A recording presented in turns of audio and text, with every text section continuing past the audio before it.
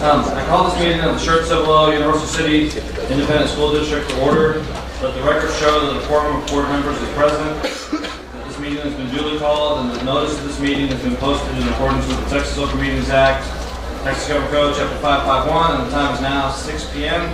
Etc. Could we have a roll call, please? All board members are present except Mr. Eisbach.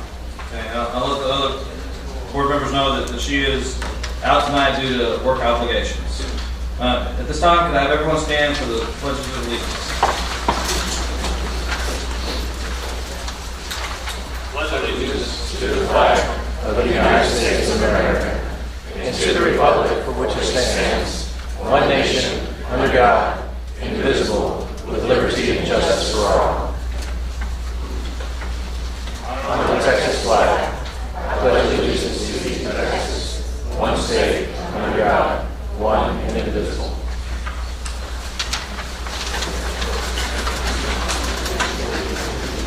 Let me welcome everyone here tonight.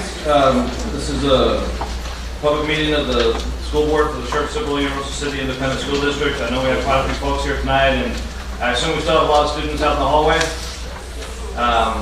And you guys are probably not here for the public easement portion of the meeting, are you? I'm assuming you're here for student recognition. That's the part that we like the most. And we do have quite a few things on tonight's agenda, so we'll speed through this first part and make sure those students get recognized. And I hate the fact that they've got to stay out in the hallway. We just simply don't have enough room. So I appreciate everyone for being here tonight. Just to let you know that these are your elected trustees. We're all volunteers. We deeply care about this district and do what's best for the staff and the students. And anytime that you have any feedback, pro or con, good or bad or ugly, each of us would be more than happy to visit with you and hear your concerns. And again, we're all interested in trying to make this the best district that we possibly can. At this time, we'll go ahead with the Vice President's recitation of the district mission, vision, values, and priorities. Mr. Westbrook. Our vision: to prepare every student to be a productive citizen. Our values are leadership, character, commitment, service, and learning. Our mission statement: Schertz-Cibolo-Universal City Independent School District provides a safe, secure, and challenging learning environment with the responsible use of all resources to afford opportunities for all students to realize their individual potential and to become responsible and productive members of society. Our priorities: priority number 1, high achievement for all students. Priority number 2, high performing and engaged workforce. And priority number 3, effective and efficient district and campus operations. Thank you, Mr. Westbrook. When I have the board's recitation of the district belief statements, Mr. Crick. We believe a safe, secure environment is paramount to learning. We believe living our core values of leadership, character, commitment, service, and learning result in the ability to set and achieve lifelong goals. And we believe quality instruction addresses the individual needs of students. We believe all students have the capacity to learn and be successful. And we believe engaging, interactive, and authentic teaching creates empowered, active learners prepared for our changing world. We believe a safe, secure environment is paramount to learning. Did we go out earlier? We believe living our core values of leadership, character, commitment, service, and learning result in the ability to set and achieve lifelong goals.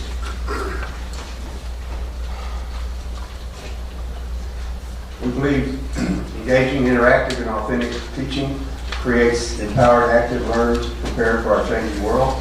We believe embracing technology as a relevant tool enhances learning in and beyond the classroom.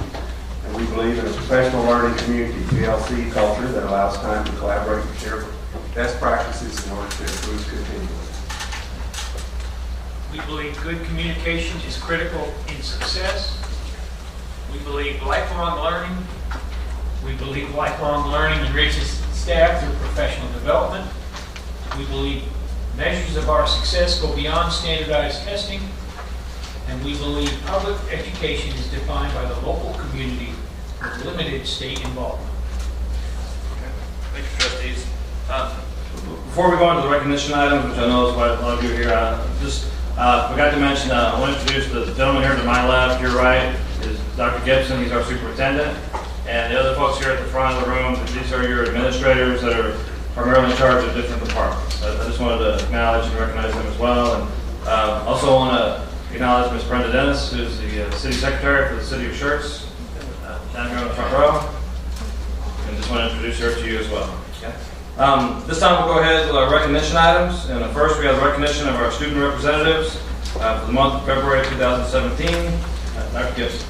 Thank you, Mr. Inman, trustees and guests tonight. We're honored to have our representative at Clemens High School and Steele High School. First to speak tonight is Megan Frisbee. What grade are you in? I'm a senior. Senior, that's what I thought. I don't want to make you go back. So we have a senior from Clemens High School, Megan Frisbee. And Megan, we're going to let you meet Mr. Saunders at the podium and hear a few words from you. And then if you will, after you're finished, wait down there with Mr. Saunders, and we're going to take a photo of both students.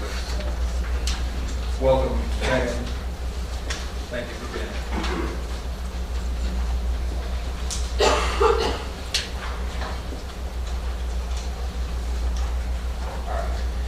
Tonight I have the pleasure of introducing Megan Frisbee, the daughter of Perry and Wendy Frisbee. Megan is currently a senior at Clemens and has been a student in SCUC her entire educational career. She has been an active participant in school activities including Cibolo Creek FFA, FCCLA, NHS, and has previously been a member of the Clemens varsity tennis team. With a passion for helping others, she volunteers at the Meridian Care Center, where she coordinates social events for the patients. Megan also demonstrates great leadership skills through her support and guidance of younger students involved in the FFA by assisting them in feeding, fitting, and working their animals. Megan joined the Cibolo Creek FFA her freshman year and flourished, making it all the way to the state poultry evaluation competition her freshman and sophomore years. She has experienced success with her work in animal projects, making the sale at the county show for her sophomore, junior, and senior years. She has been elected to and previously served as the Cibolo Creek FFA treasurer and secretary, and currently serves as the chapter president. Megan has been accepted to Texas Tech University, Tarleton State University, and Texas A&M University. She has decided to attend Texas A&M University, where she hopes to get her bachelorate in chemical engineering and then her doctorate of veterinary medicine. That's right. Without further ado, please welcome Megan Frisbee.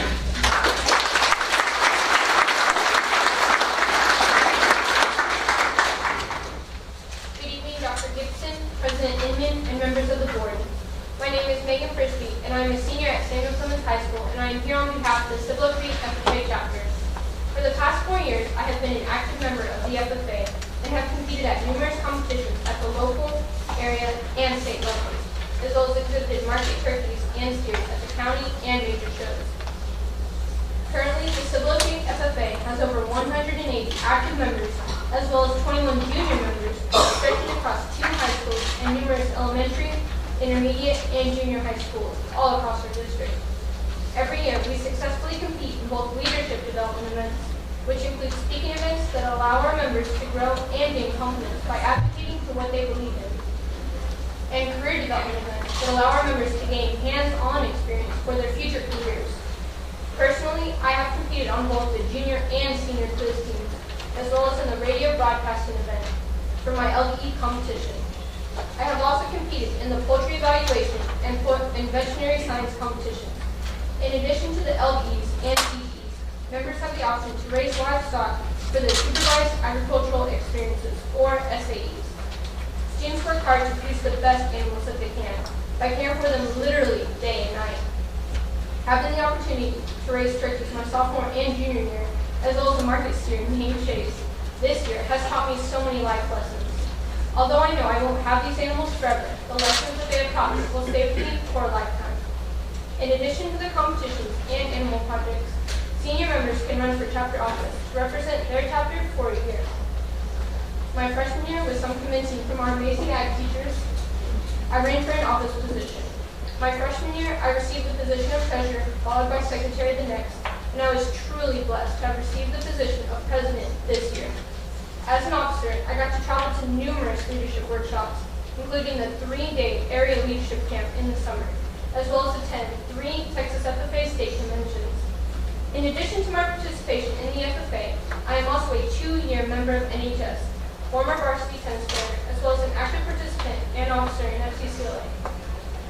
In FCCLA, I have competed in life event planning, as well as the job interview competitive event. In the life event planning competition, I placed first at state and competed at the national competition the summer of my freshman year. In addition to my extracurricular activities, I am also a very dedicated student who is ranked in the top 10% of my class. After high school, I am going to be attending Texas A&M A&M as a chemical engineering major. Again, thank you for all of your support and hard work that you do for this district. Without your dedication, our programs would not be where they are today.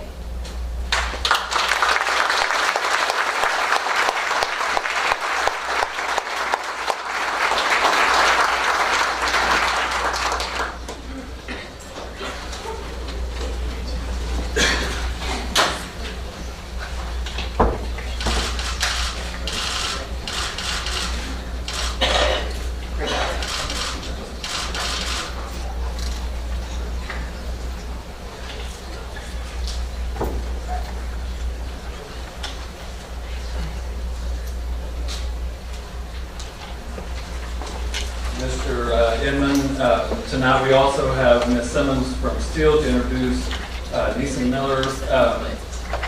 I'm probably still a little bit of your thunder, Trina, but we go ahead and repeat it. But recently we celebrated Ms. Miller scoring a perfect score on her ACT, which I believe is a 36. And when I was walking in, they said she scored a 36 on her ACT, and I said, well, so did I. And I didn't know it was all 3 times I took added together equal 36. I thought that should count, and they said, no, she got it on one test one day. So we're here tonight to learn a little bit about Neeson Miller, and welcome. Glad you're here.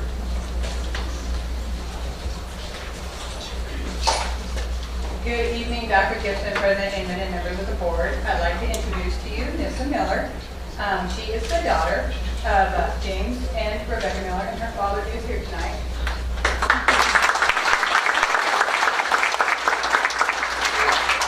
She is this month's student rep, and she's representing the DT program. I'd like to introduce to you also the DT coordinator, Ms. Susan Shires.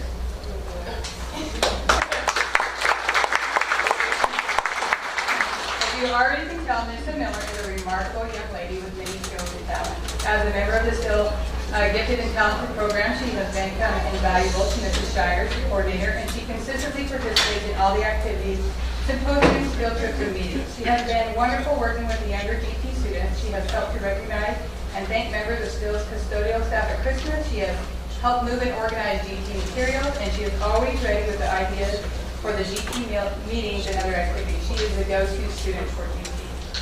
The Independent Study, which was formerly known as the Distinguished Diploma Independent Study course, originated at Still as a GT course, and Nissa was quick to become part of this amazing opportunity when she was able to. In her first year, Nissa completed a book she had been working on and off since 8th grade. It has been her baby and her goal to see that book completed and published. That book, At the End's Edge, is now available on Amazon Kindle. You all can read it if you want. This year, her second in the course has found her working on book number 2, writing query letters to publishers, writing the script for a video version of part of the first book, finding actors to play the characters in the video, and seeking minimal funding for the making of the mini movie.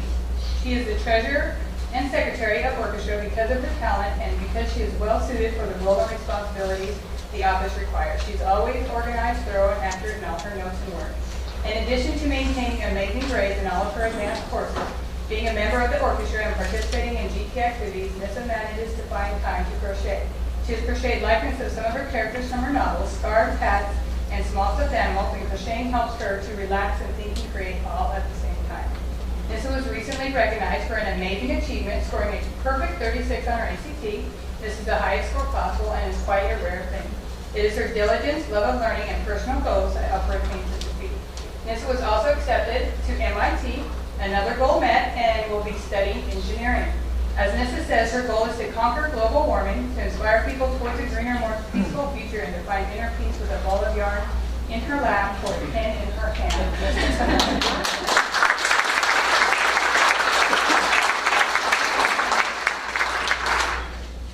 Dr. Gibson, President Inman, and members of the board. I moved back to Texas 6 summers ago, and all my ideas fit in a box. The box could fit in my lap.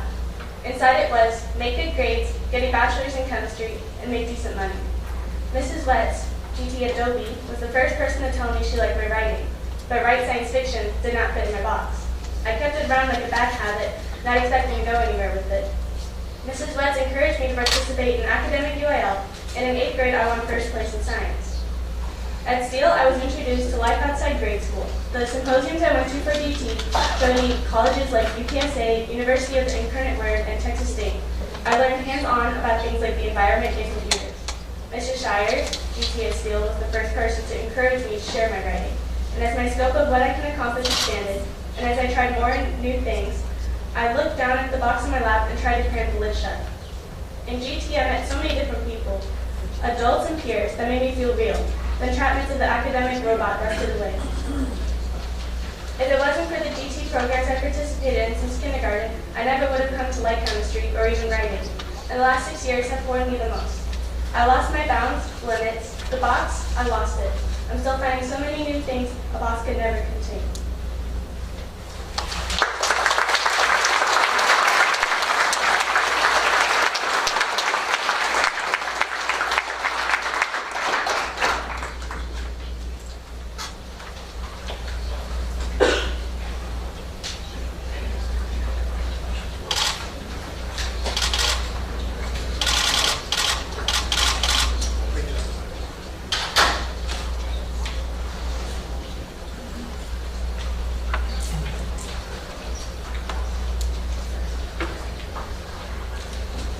Megan and sponsors and principals, y'all come on up.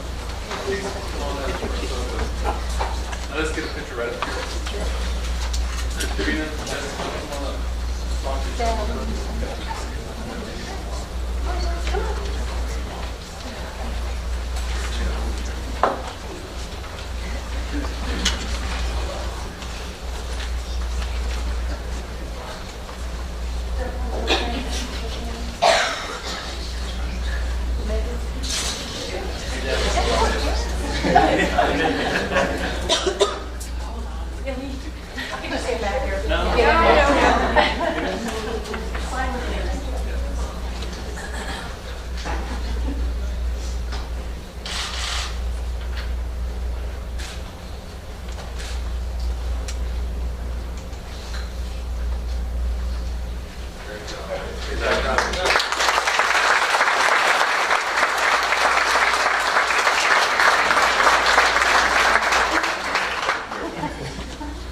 Congratulations, students and families.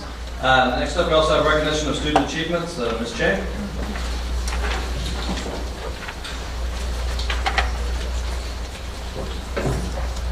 Good evening, President Inman, Dr. Gibson, and members of our board. Tonight we're here to recognize some of our SCUC students who have achieved outstanding academic distinction. We applaud their efforts to shine in these areas and bring excellence to our district. Parents, students, and friends, thank you for your support and for joining us tonight for this chance to recognize academic excellence. So to kick us off tonight, we're recognizing a lot of our CTE students and their accomplishments. So starting off with DECA. DECA prepares emerging leaders and entrepreneurs, I always have trouble with that word, for various careers through competitive events, professional development, and leadership conferences in marketing, finance, hospitality, and management. The following students were selected to compete in the upcoming state competition in their respective categories in San Antonio, Texas on February 24th. From Clemens High School, can all start from Garrett Anders, Isabella Armstrong, Carter Monique Passo, Lauren Childs, Vincent Ciaravino, Devin Coburn, Nicole Davis, Miriam Deal, Mitchell Faber, David Flatman, Tariq Gaines, Mitchell Firo, Abigail Hines, Bryce Larson, Kyle Lewis, Dylan Makar, Felix Martinez, Hannah McNeil, Jordan Mendoza, Eric Nunez, John Orona, Holly Rappland, Joshua Salinas. I won't keep calling names, you can all come up here and do it. Sia Paulsen, Leon Serrano Santiago, Mark Soko, Logan Teskey, Jay Turner, Amanda Tusco, Jonathan Booz, and Bailey Webster. Congratulations to these students from Clemens High School in Denver.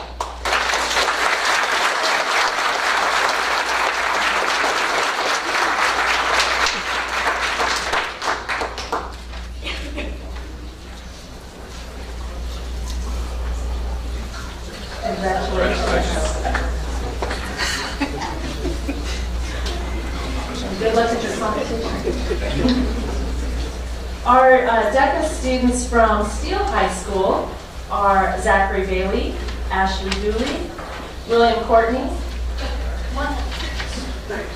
Derek Cox, Ty Craighead, Jacob Frenson, Patrick Gruber, Alexander Heath, Jason Holt, Kevon Pang, Natalie Mahaffey, Andrew Moraes, Courtney Murray, Lindsay Navakov, Jarrett Renteria, Yasmin Saeed, Aiden Sands, Brian Showman, Kenneth Seiler, Skylar Flynn Vasquez, Rachel Smith, Craig Thomas, Hannah Valentine, Tamira Wright, and Michael Yon. Congratulations. We might need to make 2 lines of you. Let's give these students a round of applause.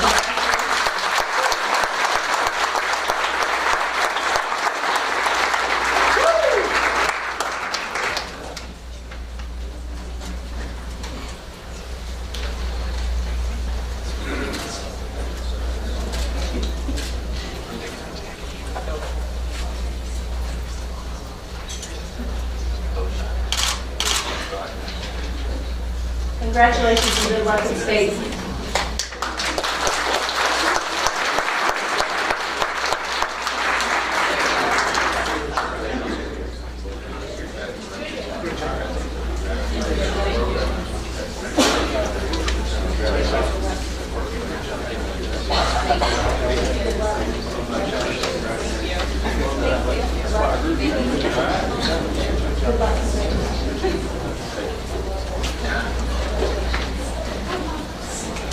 Our next group of students are from Family, Career, and Community Leaders of America, or FCCLA.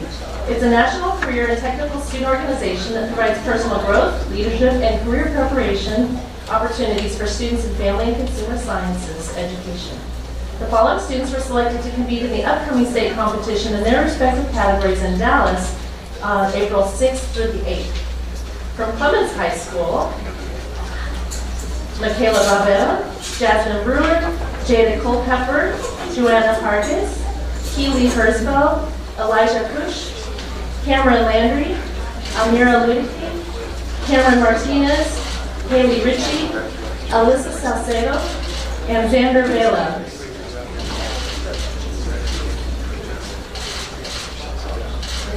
Switch together in the middle.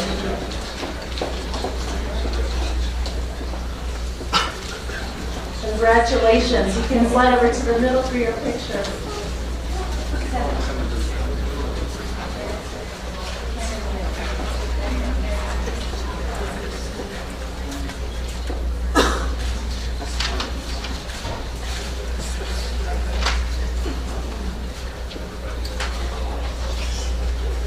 Hard to know where to look, huh? Just look in the middle here.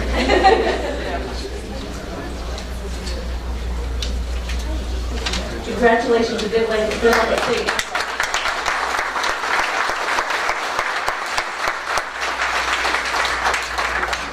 Representing Steele High School for FCCLA in April at the state competition are Shakria Al-Ariadi.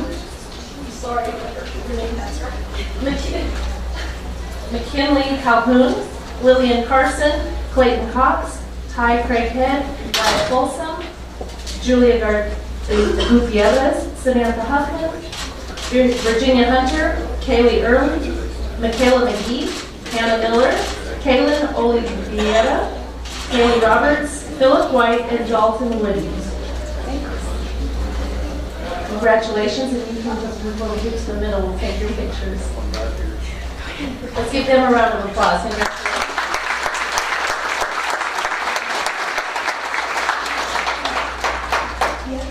Another competition.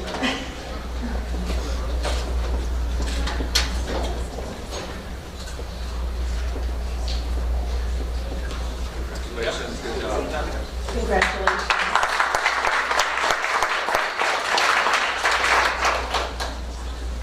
Our next group are our students from HOSA, which stands for Health Occupation Students or Student Association. It's an international student organization that promotes career opportunities in the healthcare industry. The following students competed in various categories and are qualifiers in the upcoming state competition in Corpus Christi, March 31st to April 2nd. Going to state from Clemens High School is Lincoln Penalosa, Dalia Harris, Garrett Chambers,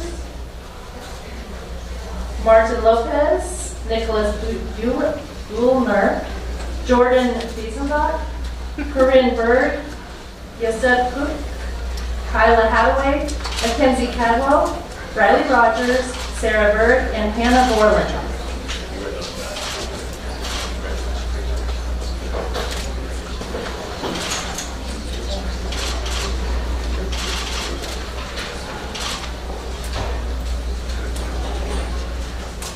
Congratulations. Let's give these students a round of applause.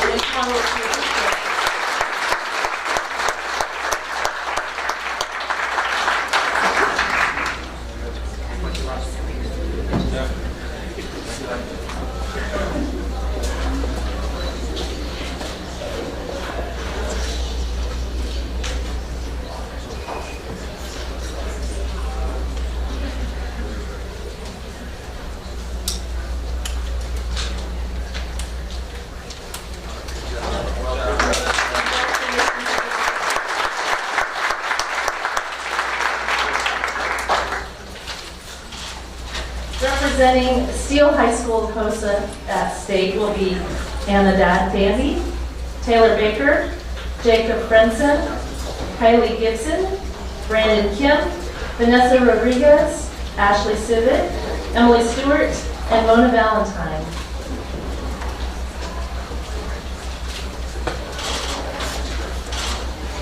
Congratulations to these knights who will be representing HOSA at state.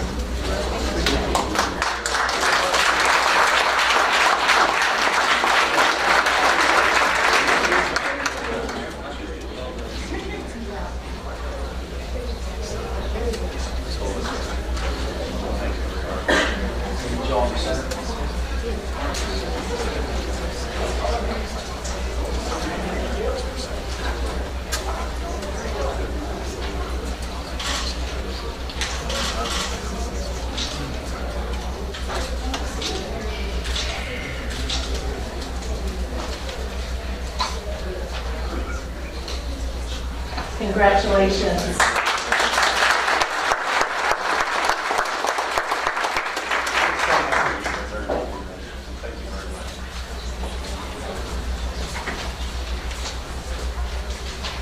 The Law, Public Safety, Corrections, and Security, or LPSCS Career Cluster, allows students to prepare for careers in legal, law enforcement, security and protective services, emergency and fire management, and correction services. The following students were selected to compete in the upcoming Skills USA state competition in their respective categories in Corpus Christi, May 6th through the 9th. Representing Steele High School are Christopher Armstrong, Jesselyn Biggs, Kaylin DeAngelo, Matthew Avila, Alec Dawson, Anthony Garrett, James Harris, Brenton Myers, Kaylee Wynn, Darcy Reiser, Robert Swatzenberg, and Crystal Whitty.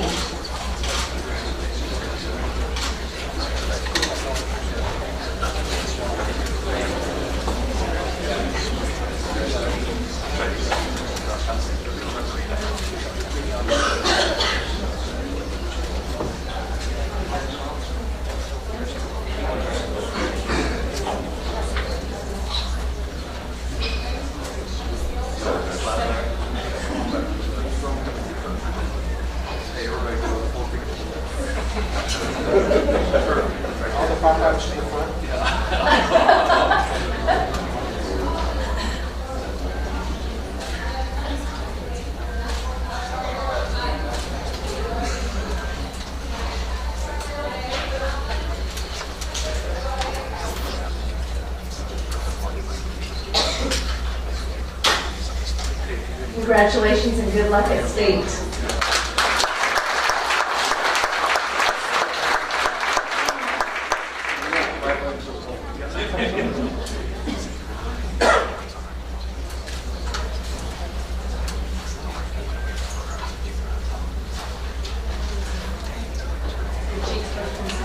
Congratulations.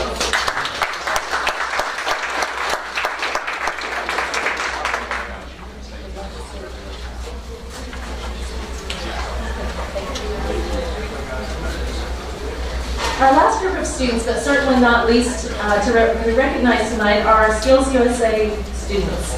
Skills USA is a partnership of students, teachers, and industry working together to ensure America has a skilled workforce. They provide educational programs, events, and competitions that support career technical education, such as the Architecture and Construction Career Cluster. The following students were selected to compete in the upcoming Skills USA state competition in their respective categories in Corpus Christi, also May 6th through the 9th.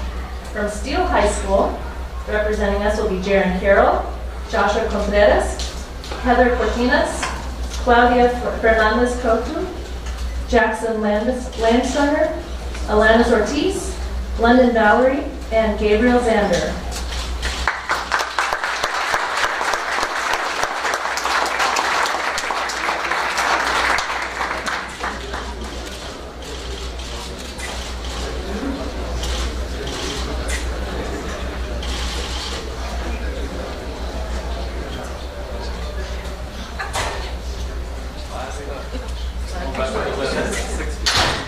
Hold your ribbons and medals up when you go out your window.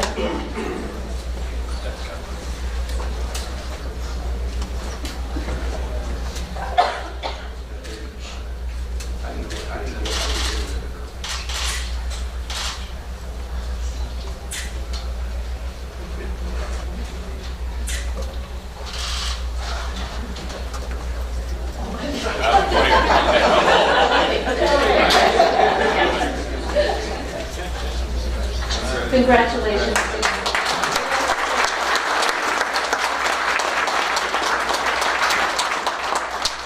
And students and families, I sincerely apologize for any names I butchered. I'm very sorry.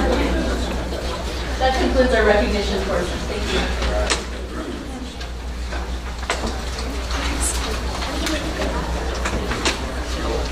Thank you very much, Mr. Che. We do just let the audience know we do have a couple more pretty simple items here, and then we'll take about a 5 or 10 minute break if you want to leave at that point as well. At this time we have public comments, and we have 2 that were submitted prior to the beginning of the board meeting. Mr. Don Oswald and Ms. Odessa Bingham.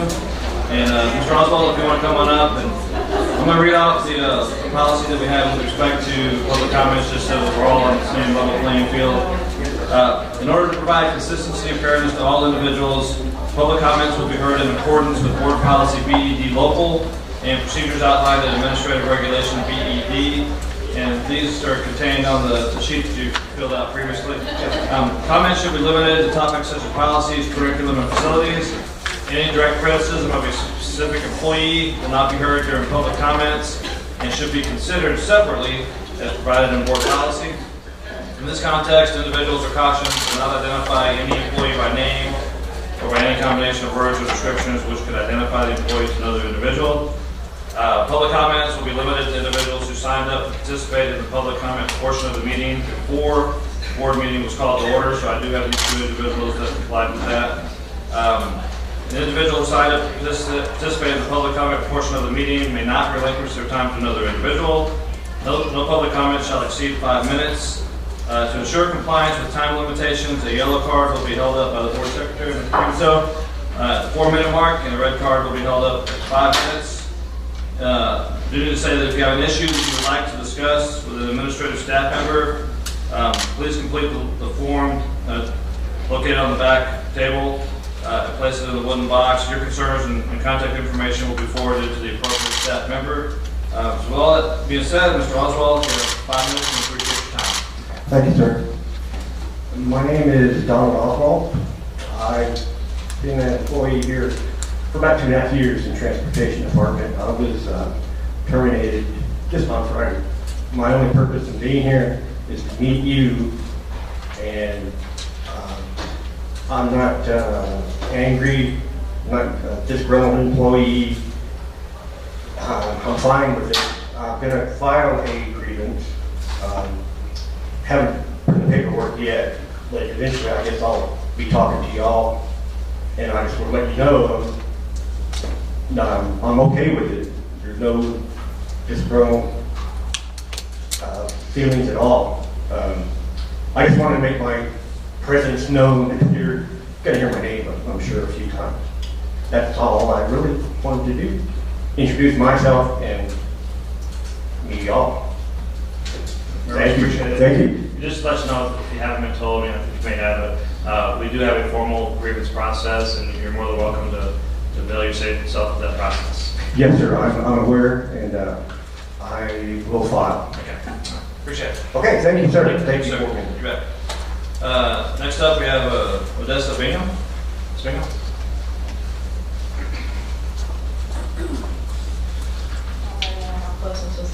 Sounds about right.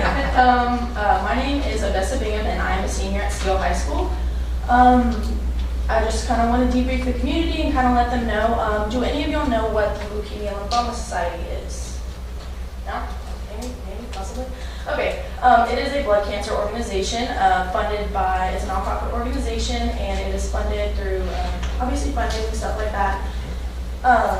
It's a blood cancer organization raising money to pay for treatments that people can't afford and to find new treatments for blood cancer. This is the first year the Leukemia Lymphoma Society has done Student of the Year, and I'm one of the 13 kids in San Antonio that was nominated. Oh, I'm sorry, I'm very nervous right now. I've not done public speaking pretty much ever. Just to let you know, you're being recorded as well.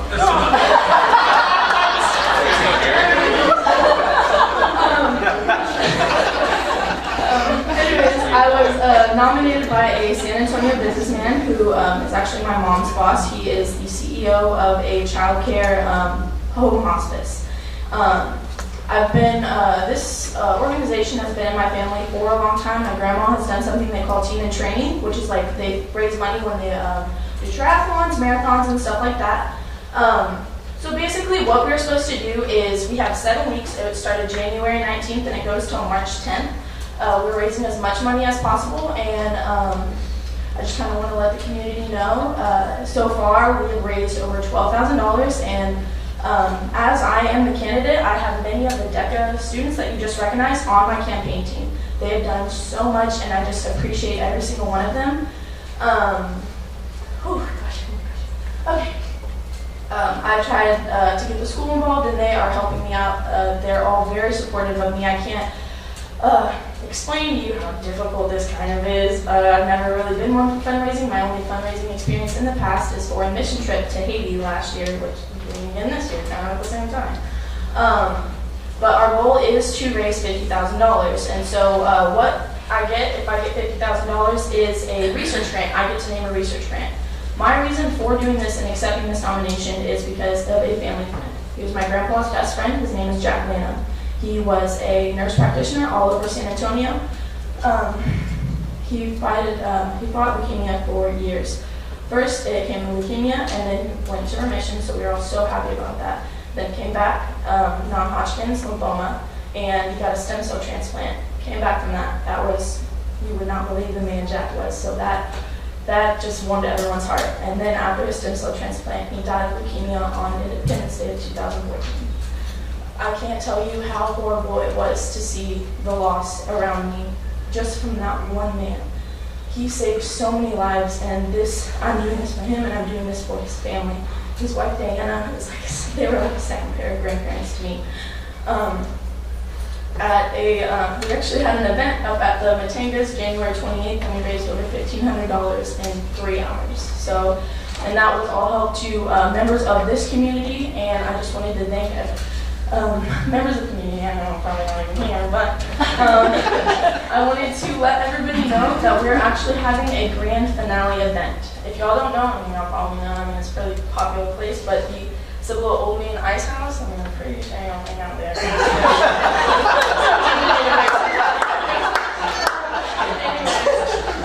It's actually, I have flyer information with me, but I wanted to invite everyone. Funny joke.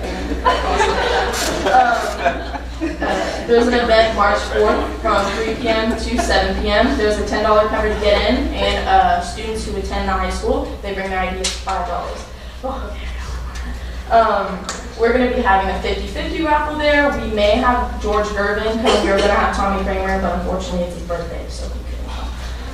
But possibly George Gervin. We're going to be giving away stuff like Spurs box tickets. We have a George Strait signed guitar that we are auctioning off. The winner will actually be announced a week later. We're going to be raffling for gift cards, like there's a $50 gift card to Paisano, so I don't know, it's pretty awesome if you've never been there.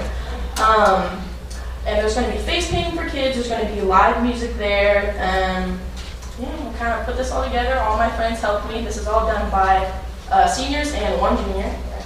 Right there, yeah. So I just wanted to go ahead and let y'all know and ask for y'all support. If y'all would like to know more about it, we have a website. It's students.enscancer.com. That pretty much goes through everything. And then if you wanted to know more information about LLS, you can just go to lls.org. Thank you for your time. Thank you very much, Vanessa. You did a good job. Thank you.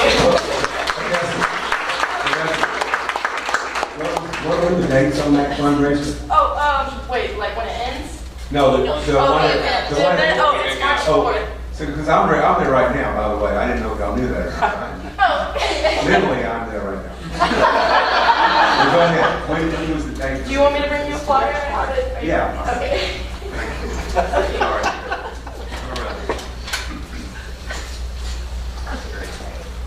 Okay, do we have any correspondence of the board we need to discuss? Seeing none. Report on board advocacy.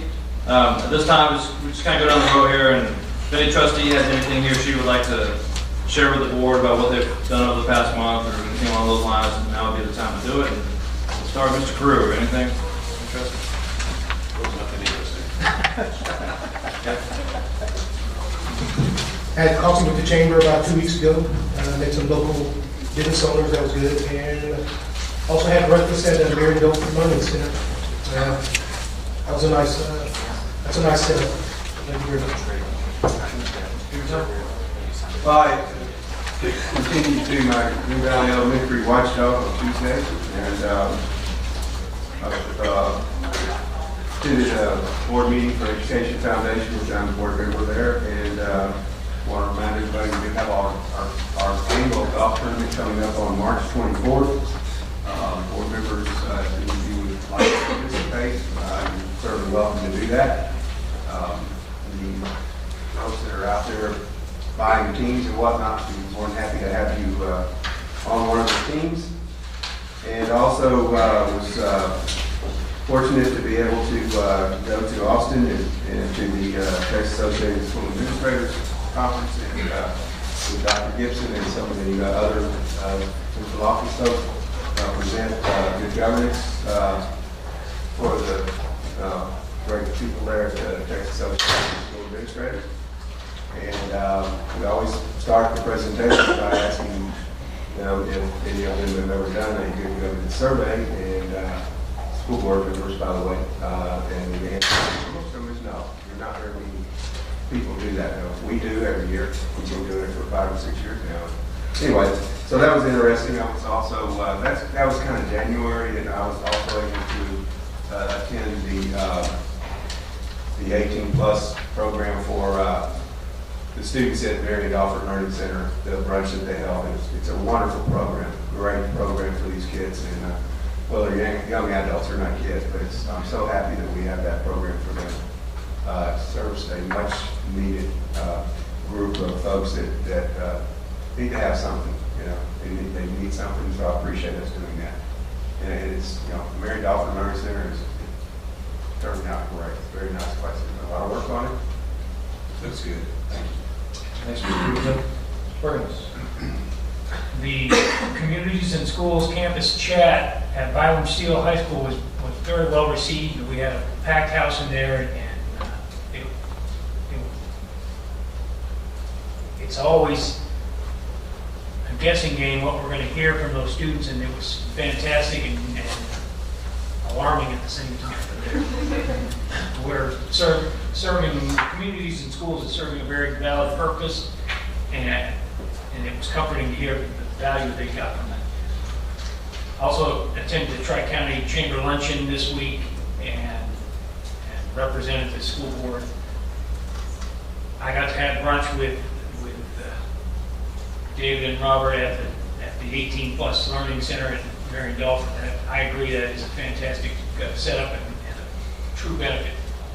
And I got to watch most of this Steele girls basketball playoff game this week, and at one point it was such a demonstrative win that I had seen enough. I'll watch more later. Just real quickly, last month I got to go to the Advocacy Institute in Washington, D.C., sponsored by the National School Board Association. It happened to be about a week after the inauguration. So I guess all the, shouldn't call them crazy people, because all sides are crazy to some extent, but the town was definitely kind of cleared out quite a bit, and I got to see a few remnants of, I guess, the week before. Main things we discussed, just, Betsy DeVos, I believe the name, for Secretary of Education. That was a big topic that was discussed there at the session.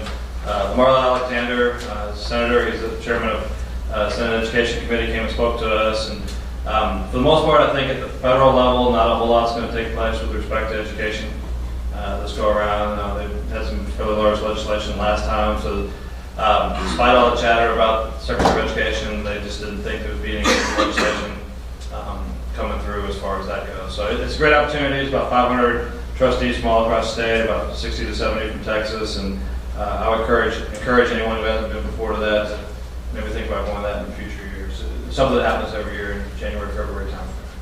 Okay. All right. Anything else on that?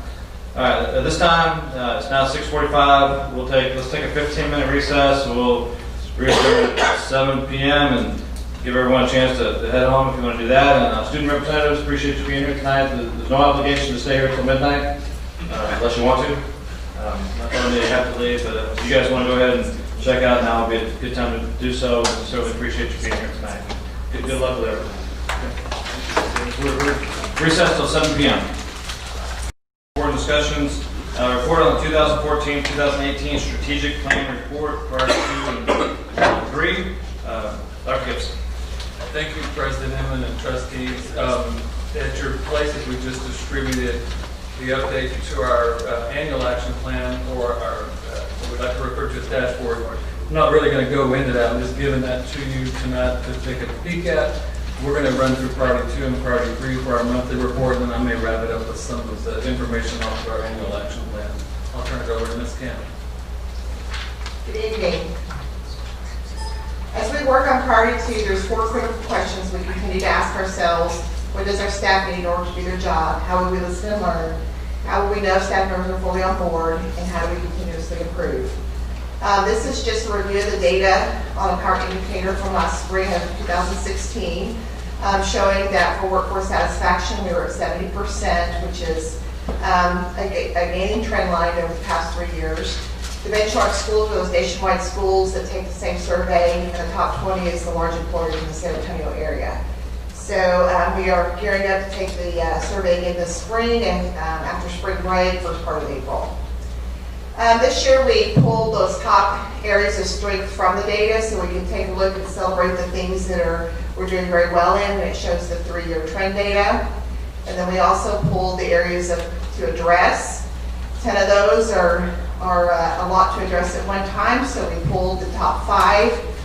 And this year we've really worked on what are we going to do to up benefits, pay is fair, negativity at work, senior managers understanding what is happening in SCUC, and then I've not considered searching for a better job in the past month. So what we have done is we've created actions around those. We're implementing senior leader high-level rounding protocol, which you all have been involved in this year. We're mapping the opportunities for employees to participate in professional development, defining our path for leadership and expand opportunities for leadership across the organization. That's through our Inspiring Leaders Academy, our APPLCs, and we actually have, starting tomorrow, an Operations Academy going on. So we're including all staff in that leadership. We're exploring the alternative benefit packages for the future, and I have kind of a timeline of what we're looking on there. And then we're making sure that we have our professional evaluations for every employee. We did that with T-TEST and T-PES this year, and we're going to do that for every employee group. And then from this year, from the first round of the high-level rounding in the fall, we pulled the themes from that, and we're communicating these out to our staff, and we are now gearing up for the spring to do another round of the high-level rounding out on the campuses and in the departments. So here's some of the themes that were pulled from that, and then some others. Like I said, we're sharing these out with our out to principals and to campuses and departments now. And then through the communication through staff advisory, because some of those 5 areas, I think a lot of that was about how well we're communicating out to our staff, some things that we are doing for them. So we're sharing out in the staff advisories, those top areas of strength and those areas that we're addressing. We're sharing salary comparisons. In the fall, we share the teacher salary comparison, and we're working on comparisons for all employee groups. Sharing the plan of action for benefits, and we actually decided to re-recruit our own staff through what we offer as benefits to being in Schertz-Cibolo. So this is a teacher chart that we shared out in the fall, and we actually now are this spring going out and sharing out other positions such as secretaries, paras, bus drivers, the different categories across the district and how our pay is compared to the others. And then we have created a plan of action for benefits. This year we're reviewing all of our supplemental products, your dental, your vision, your disability, those products, making sure that we're offering the best. We're also going to have a new online enrollment platform this year that's a little more customer friendly, and we're working on our benefits and information packets to make sure that those really give the information they need. And then we need to make a decision towards the end of this spring of whether we really want to go self-insured or not. If we make the decision to do so, then we need to work on that for next year to implement for the following year. So we've created this and we're sharing this out with our staff so that they understand what we're doing in the area of benefits. This is our flyer that we created to re-recruit our current staff, and this actually came from us going out and recruiting new employees to the district, and we realized, what about our own staff, and do they realize all the things that we have to offer and why it would be good to stay in Schertz-Cibolo. So we're sharing this out with staff members through staff advisory as well. And then we also collected information from each of the groups when we went to campuses and departments for staff advisory. So here are some of the things we did through a SWOT. So here are the strengths that come out. I think a lot of that has to do with they like the communication, us trying to get out and be visible, and then that feedback that they can provide back to us. Weaknesses, benefits came up, I think, in every area, strength, weakness, opportunity, and threat. And then just looking at support for staff and that competitive pay chart which we're sharing. Opportunities, they know that we're looking at being self-insured and whether that would be a better opportunity for us. Again, sharing those pay comparisons, us continuing to get out and make sure that we're visible to our staff members. And then just the threats here, again, benefits package, just continuing to work on that. And something we're very proud of is last year our teacher turnover rate came in at 6.9%, so we have decreased every year, and that's in comparison to the state, you'll see at 16.5%. Here's our comparison districts around us and their teacher turnover rate compared to ours, so we're very proud of that. And then our statewide comparison groups for teacher turnover. And we have been named the top workplace 3 years and counting. No pressure. I'll take over and let it be ready to keep clicking from here. And so we're going to talk about Power Indicator 3.3, and just a real quick update. And I mentioned this before, but the TASB Engaged service is no longer available. They closed that shop, if you will. At first I think we were a little bit concerned about that and even frustrated, but then it may have been a good time because we had been on a climb of 80%, 85%, 90%, 93% satisfaction. So when you start getting in the 93% range, you're almost topping it up, similar to you guys changing your good governance inventory to a new inventory once you topped out. And so this next year, we'll switch then, we'll switch to Studer Education is going to help us with the parent satisfaction. So we have new questions. We'll make sure that it contains the requirements. Those are the questions, and again, that's really hard to read, but this will be posted online, and if you want to drill into those, we'll just pull this sheet out. If we could just put it in a board update, just to let you guys look at it. You can see down there, I am satisfied, I'm satisfied, I'm satisfied with number 18 through whatever. Those are those required questions from HB5. And then the other ones are ones that that Studer Education that's working with senior leaders on several things related to staff and community satisfaction. These are questions that they utilize nationwide. So one of the benefits from working with Studer that we couldn't get from TASB Engage is benchmarking against, best organizations in the country that utilize this survey. We'll be able to benchmark these questions. We also have our high school, middle school, and elementary school surveys ready to go this spring. So we've already tested the high school survey with our Buffalo Herd and Knights of the Round Table. Did I get that right? We tested it out with them and got a quick, leading indicator, if you want to call it that, from them, and let them actually take the survey. And we're waiting for those results. We'll give those to all juniors and seniors later. And then we're trying to decide right now the best methodology for delivering the middle school survey and then the elementary school survey. So we're working with those principals on getting that ready.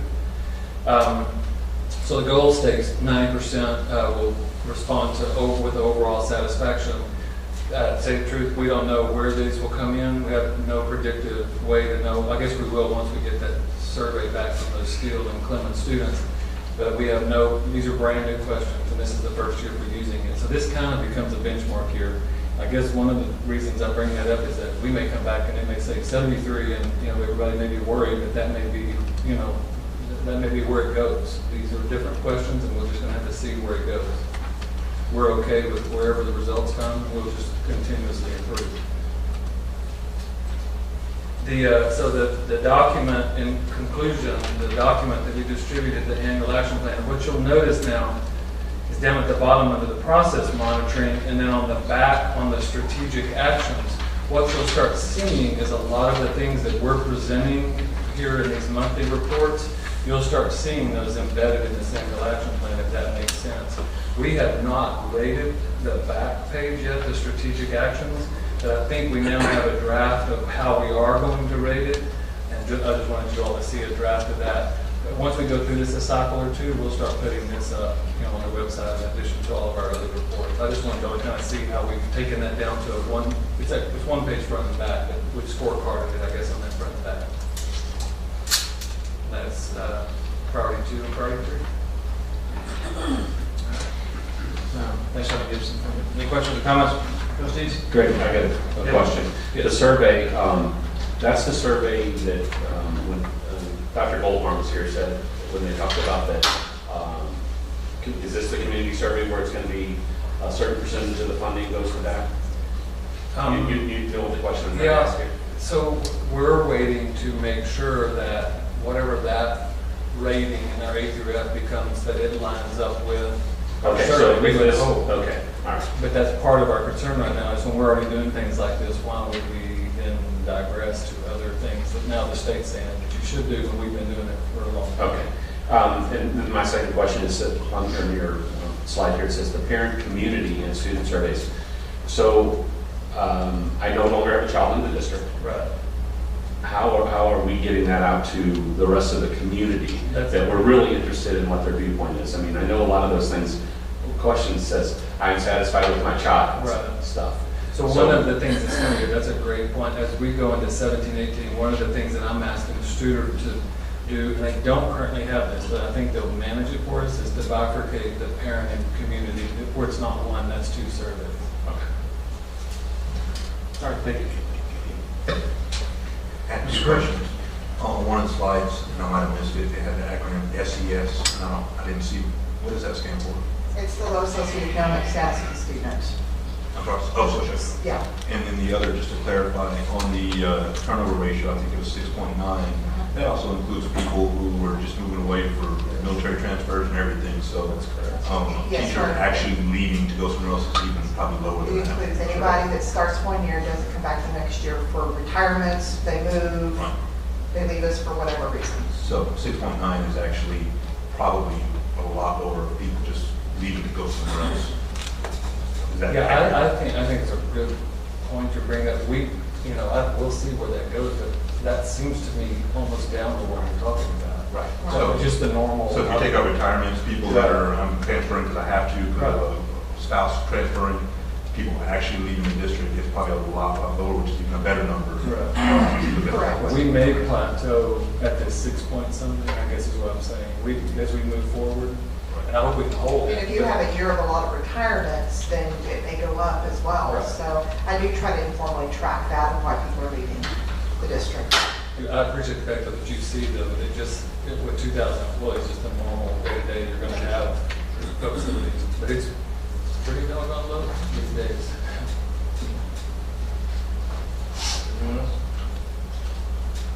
Yeah, one thing I just want to add, I think it's great that we're getting all this recognition. I think best workforces in San Antonio area is a great thing.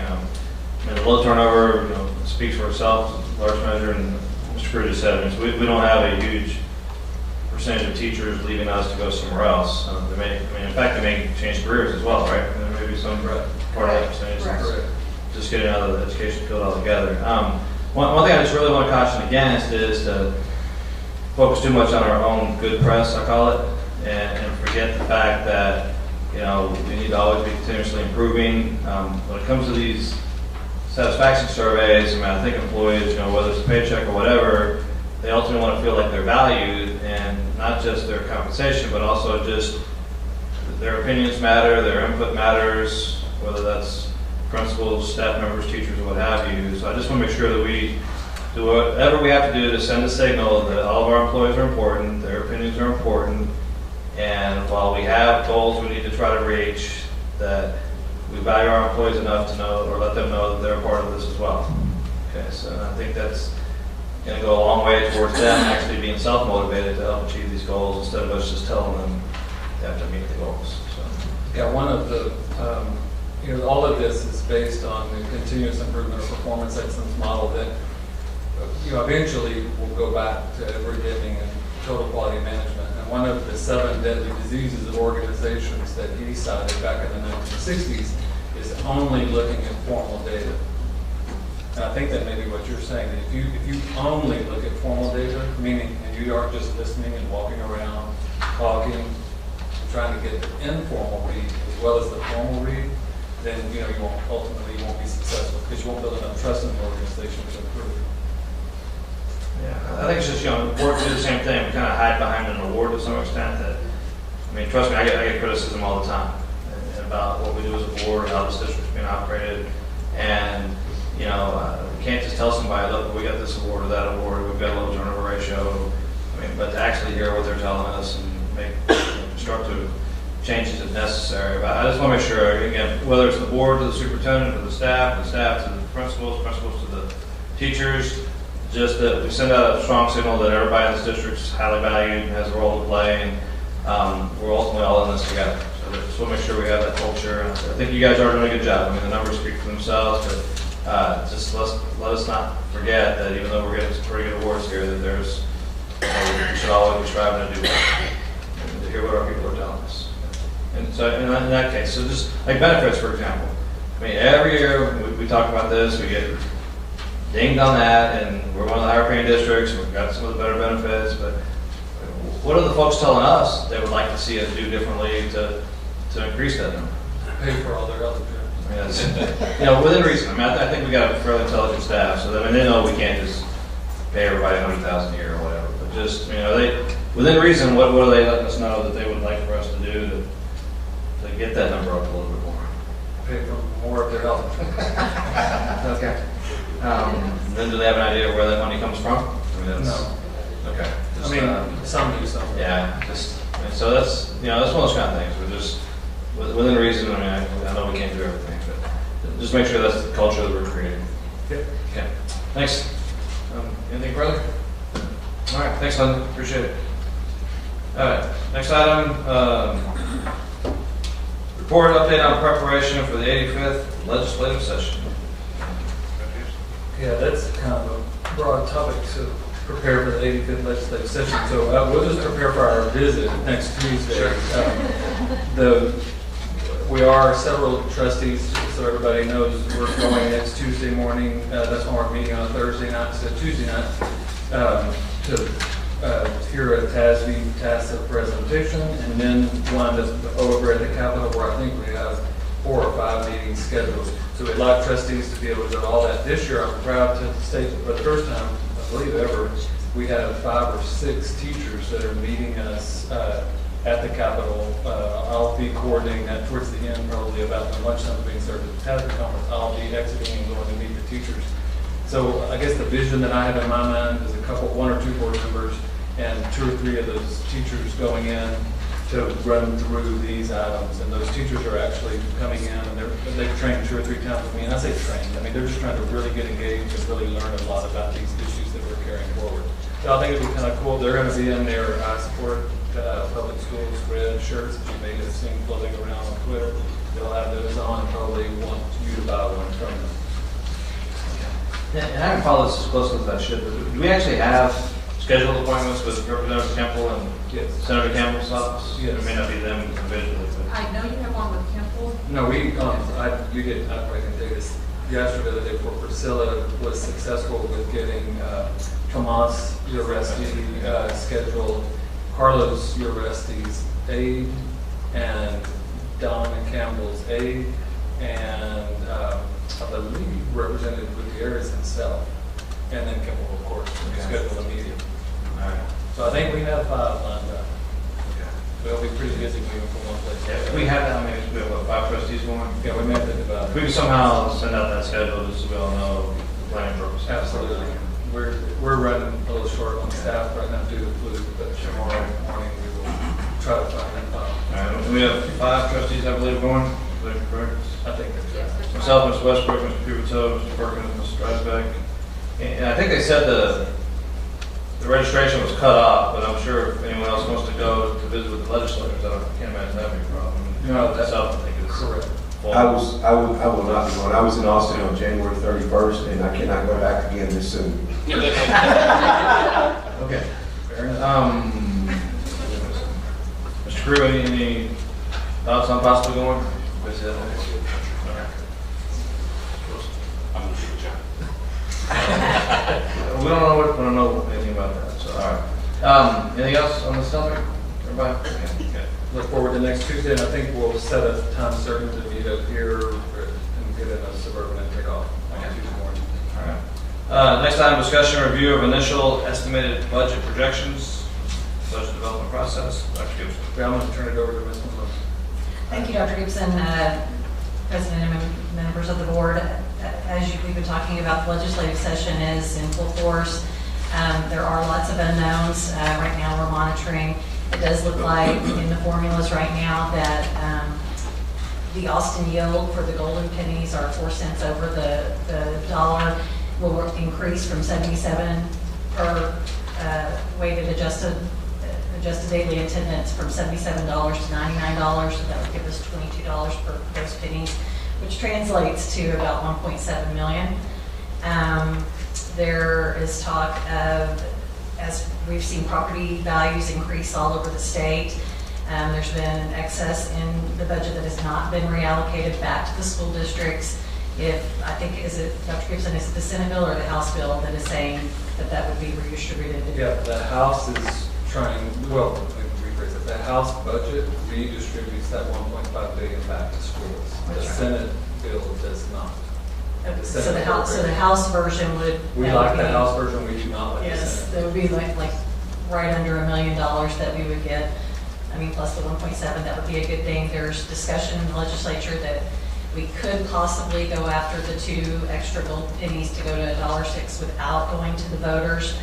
That would be great because we would get all $99 per WADA, and I mean that's $3.7 million.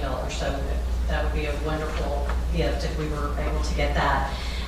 But in support of Dr. Gibson's initiatives coming up in 17-18, we are exploring every aspect of a TRE and what we would be able to get with 2 pennies, 3 pennies, 4 pennies, all the way up to $1.17. And we're looking at all of our initiatives and see where we would prioritize and what the need would be for that. So looking on page 3, we have Hold on just a second. That's page 3 of the memo. Of the memo, the budget. What page is that in? 23. 23? Yeah, 23, thank you. On page 23, For the past few years, we've had a low projection for enrollment, a mid projection, and a high projection. And I believe that we've been at the mid projection. We have decided to go with the lower projection this year, just simply because we are still about 200 students short of what we were projected. So if you'll look on that little chart that says student enrollment projections for 16-17 budget planning, we planned for 15,681 students, but our actual enrollment on the snapshot date was 15,460. So we're going to base our budget on 15,804 students for next year. And that's the first time we've used the low scenario, so we're doing all kinds of things right now to see what can happen. Our demographer, and Wayne could echo this, our demographer has said it's very easy to predict, new homes and students coming into those new homes. What's going to get more difficult in this district to predict is our existing homes, and if people are staying after their children go through, or if they're selling. So we're really trying to beef up our process on every student that withdraws, exit interviews, those types of things, so we can really track where our students are going. Another thing that came up this year, I believe, from a community member was about our transfers. We do lose over 400 transfers to military bases every single year, and so we've kind of put some things together that show that, just with state aid revenue, and this is a revenue we've never had, but basically the difference in revenue is about negative 2.1 million because we have more transfers going out than inter-district transfers coming in. So this year, that really made a difference with the less 200 students. I did notice I need to include the military DODEA grant, the $300,000 that we will receive every year, and I'll put that out in the federal revenue.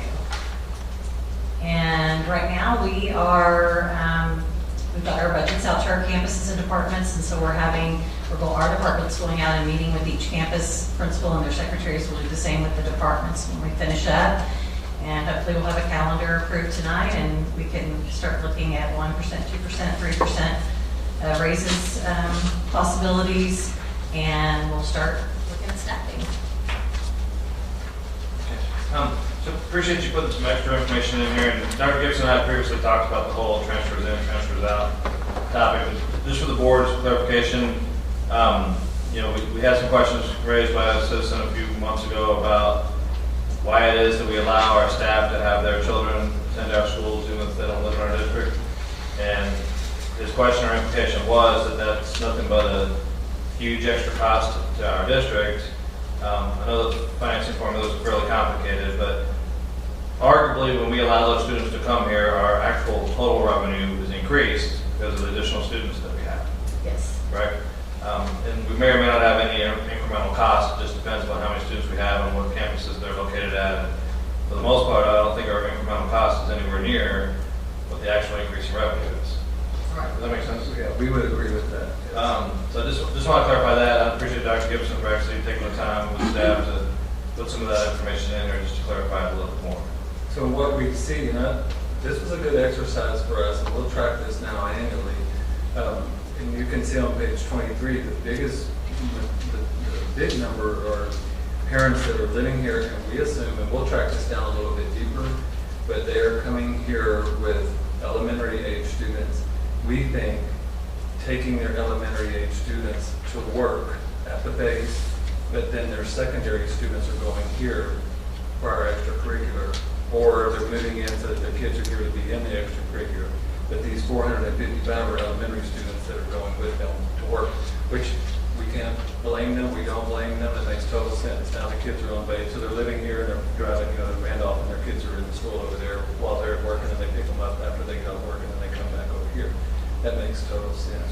I appreciate Paige and the Teams department and others, putting these charts together just so we can get a snapshot, look at all of it, that really helps a lot, I think. We're also tracking the homeschool numbers. Those aren't reported out. We have access to all of this other information through our systems, our military, other public and private charters, but we're starting to actually, we've got the number that file, but if they just don't show up and they're nowhere else, we don't know where they are. So that's why we've kind of formed a little committee of myself and an elementary principal and an intermediate principal we need to start exit interviewing to see where kids are going at that level. But, Mr. Chairman, one quick thing that Paige mentioned earlier that I think bears just reinforcing, if this session, they did change the rule on being able to acquire those 2 additional golden pennies without a tax ratification election, and which cost the state nothing. When the fiscal note to them is 0 on that, they just allow us to go get it through the tax rate. And then if they increase the Austin yield from their end and reinvest the 1.5, I know there's 3 big things, but there 2 of those 3 things are actually fiscally neutral for them. It's just the way they change the formula. So if they do 2, or if they do all 3 of those, it may be that we don't have to consider a tax ratification election. And another thing is, next year, the Austin property values have gone so high that they just increase every single year. So in the formula, they go to $99 per WADA next year, and then $1.06 the following year. So that's even more revenue for those pennies. If we were able to achieve those without a tax ratification election, that would be a really good thing. Any further questions? I'm sure I misunderstood it. I'm trying to understand it.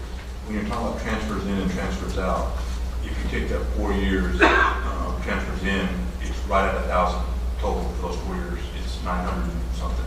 If you do the transfers out, it's right at 2583. It's about 1,500 difference. So it's over that 4 years, we've lost 1,500 students approximately.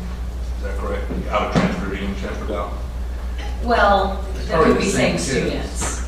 I mean, it could be a same student, a student at Randolph, say that's a kindergartner 1 year, a first grader the next year, second grader.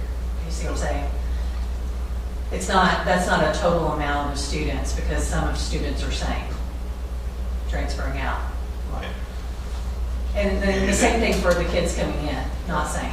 I guess the question I have is, because we obviously have a lot of growth because we added an elementary school and the portables. Is there a way, and I don't see it on here, to say we lost 446 in 2013, but we actually had, with new homes, we added 523. Yeah, it's not in here, but we have that data.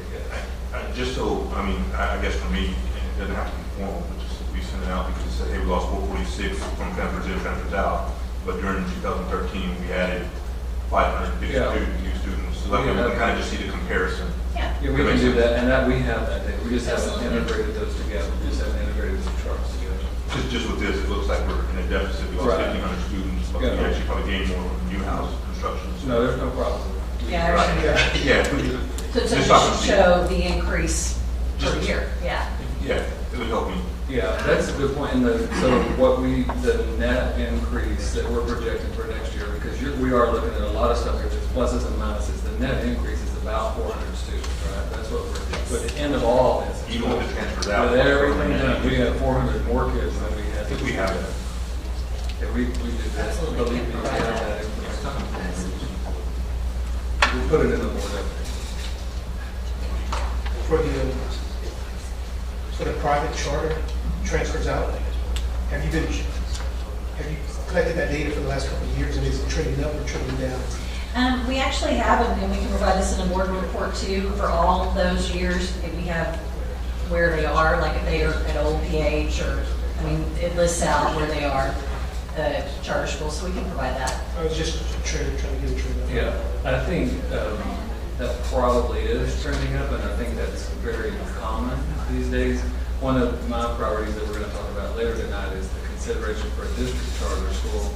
And so that's kind of getting at that saying, what needs do they feel, what freedom do they feel like they need? And we're going to need to start tracking that word to figure that out for our own charter school, if we go that route. And other public, what is other public? That would be like Judson, Northeast, Northside. Judson? Well, I get it, thank you. East Central. We're just talking about the district all around. All right, any other questions? Let's just for everybody's sake, we're going to do one more item here in number 4. We do have a level 3 grievance hearing on the schedule for tonight. But after we do this next item, we're going to go ahead and break into closed session to handle that grievance hearing. So I just want to let everybody know that. So let's go ahead and go with number 4 here, discussion, Chapter 21 and non-Chapter 21 personnel contracts. Ms. Cannon? Yes, good evening. This is just to update you and let you know that we are starting to look at contract renewals for next year. In March, we will bring to you the administrators and professional contracts. In April, we will bring to you teachers, librarians, and registered nurses. And then in May, we will bring to you the probationary contracts. Any questions on that? Okay. All right. Thanks, Ms. Cannon. All right. At this time, we're going to move down to action item D, closed session. At this time, we're going to go into closed session at 7:37 p.m. To hear a level 3 parent grievance. The board is going into closed session pursuant to several sections of the Texas Government Code, Chapter 551.082, for deliberation of a matter regarding a public school student, as well as 551.074, deliberation on a complaint or charge against an officer or employee. And the board will go to closed session, so I'm going to ask that everyone remove themselves from the room. Dee Edcom is going to stand and start with just to get the tape recording going, correct? The parents are here. I'm asking everyone else to go ahead and exit the room.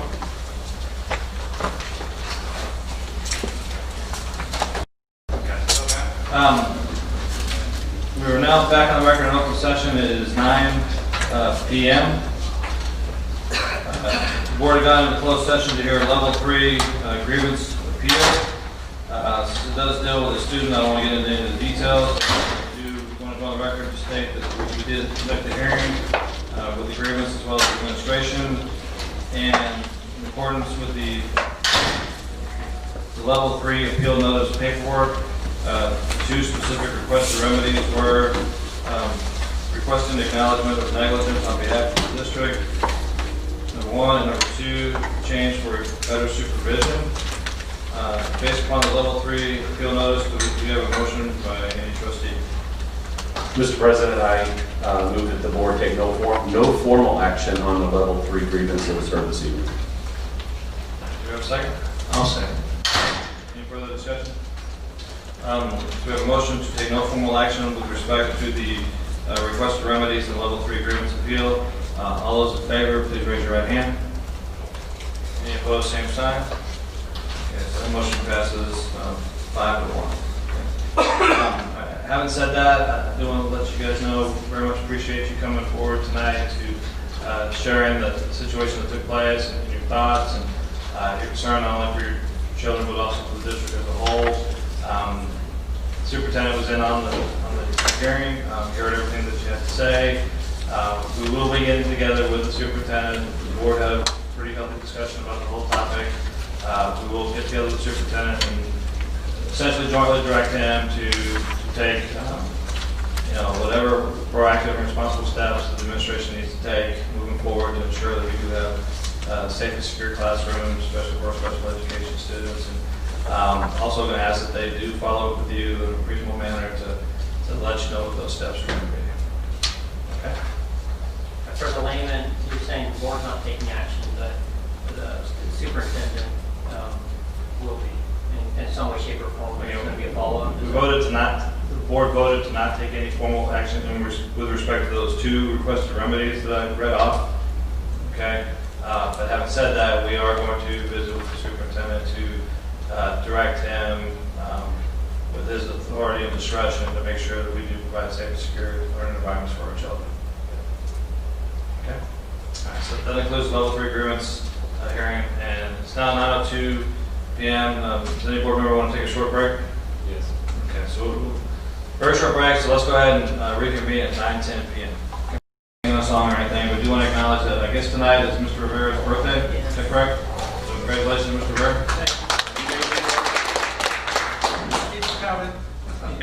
Keep the birthdays coming. All right. Next item up for discussion is the Texas Essential Knowledge and Skills Certification for 2017-2018, Ms. J. Yes.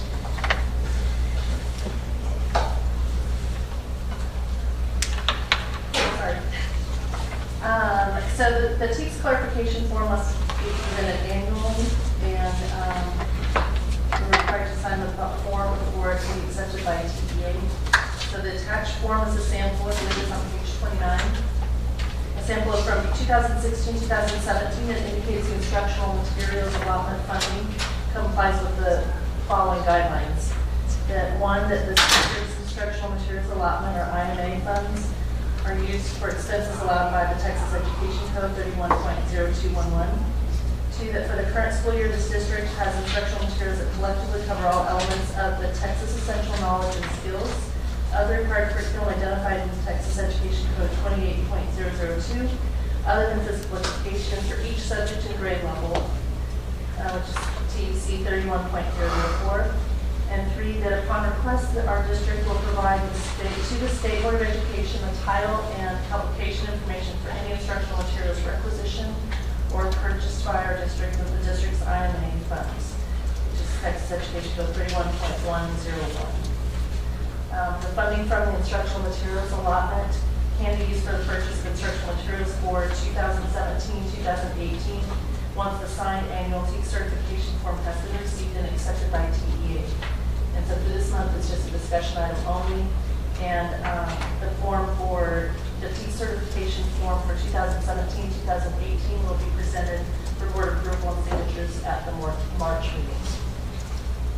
Any questions on that? All right. Moving on, next item is discussion of instructional materials under Proclamation 2017. Ms. J.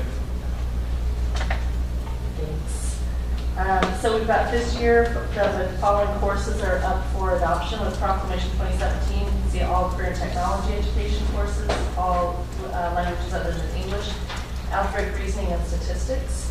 And you have an attached document with the process that our district has gone through to review all of the materials. The amount of $2,356,890 will be used to purchase the instructional materials, and no general operating funds are expected at this time. So this is again just discussion only, and the textbook selected by the committee for adoption will be presented to the board approval in March. All right. Any questions or comments on this item?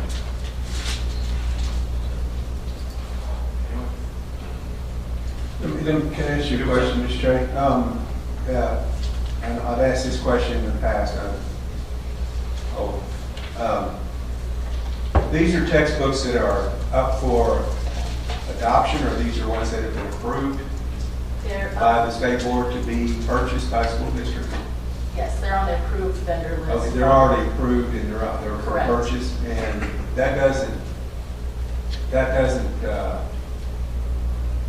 that we don't have to purchase these books though. Correct. We can purchase other books if we find something we like better. As Is that long right? as they cover all of the The TEKS, right, okay, all right, thank you. Mr. Westbrook? Spanish book? Is that up under languages other than English? Yes, sir. I did tell a parent I would ask about. They asked me to ask you all about what would happen to, I guess, Spanish level 2 if you purchased a new book this year. Because I think it was, some parents felt that it would be best if Spanish level 2 finished out next year with that same Spanish book as opposed to going to a new book. What were the possibilities of using an old book for them and a new book for the, I guess, some of the lower grades? The new book would have the TEKS for the Spanish too, so they both books would have should be covering the TEKS for that level of Spanish. So they would use the new ones. They would have to use new ones no matter what. Okay. And so those would be out of adoption then. Were the TEKS for Spanish too changed? No, they were not. So they would still be included in the older book, then, correct? They would be included in the old one. So they could possibly use the older book while the lower grades use the newer book? Like for Spanish 1, there's a book for adoption for Spanish 1. I think that's what Mr. Westbrook is trying to Yes, I find was out. trying. So if the teaks haven't changed, then the textbook would be okay for use. They would We'll still have qualify. the same teaks. Yeah, as long as they have the same teak. Okay. So I guess that would be the questions. If the teaks haven't changed, are the teaks included in the overload? And then I guess a follow-on question, just for someone like me who doesn't know, if the teaks haven't changed, why are we buying new books? What is the reason for it? Because the state has put it there up for adoption. I don't know the age of the old books that we have, but as part of Proclamation 2017, all the language in the books are up for adoption so that they're newer editions. It's more, it's still have the same teaks, but more up to date and more Different processes as well. resources. Yeah, they have additional resources, but relatability to the students as well. As some of the spending. And some of them have some additional digital resources that were not with the board adoption. They don't use it 21 as various anymore. Any further questions, comments? Okay, thanks, Mr. Chair. Next item up for discussion, solicitation for commissioning agent services. Mr. Rivera. Hi, Mr. President, members of the board, and Dr. Gibson. We are preparing a solicitation for commissioning services. Commissioning services that we're targeting is for the HVAC system. Commissioning services can be as broad as the entire building envelope. We're just focusing on the HVAC system. This is something that has become a state requirement as of the fall of 2016. The state of Texas adopted the International Electrical Conservation Code. So the state's adopted it and cities are adopting it thereafter.